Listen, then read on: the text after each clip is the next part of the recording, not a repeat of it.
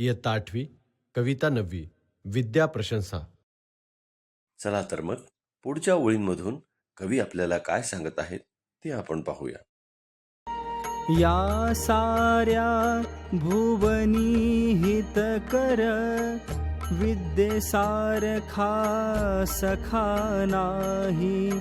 या साऱ्या भुवनी हितकर, विद्येसारखा सखा नाही. अनुकूलती जयाला नित्य, तयाला उणे नसे काही. मुलांनो, विद्येसारखा हितचिंतक मित्रही आपल्याला साऱ्या भूनी म्हणजे जगामध्ये मिळणार नाही. ज्याच्याकडे विद्या आहे तो नेहमी ज्ञान मिळवत असतो. त्याला कोणत्याही गोष्टीची कमतरता जाणवत नाही. त्याला कशाचीही उणीव अनुभवावी लागत नाही.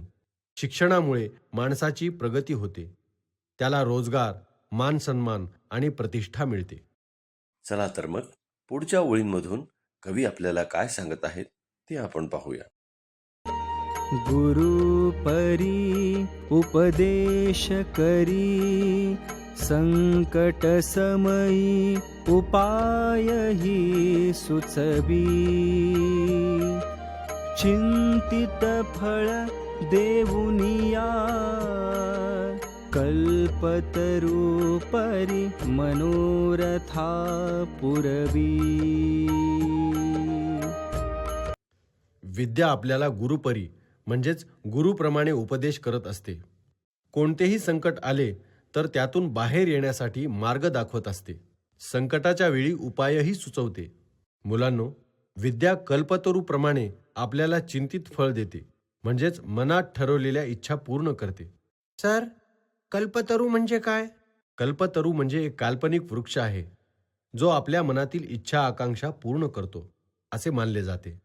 त्याचप्रमाणे विद्या आपले मनोरथ, आपल्या मनोकामना पूर्ण करत असते. सर, माडाच्या झाडाला कोकणचा कल्पतरू म्हणतात ना?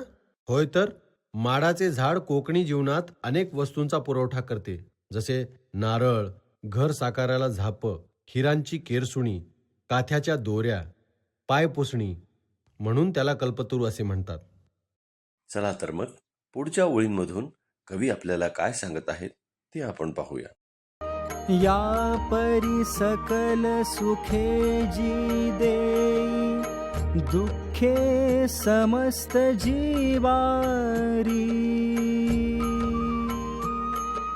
त्या विद्या देविते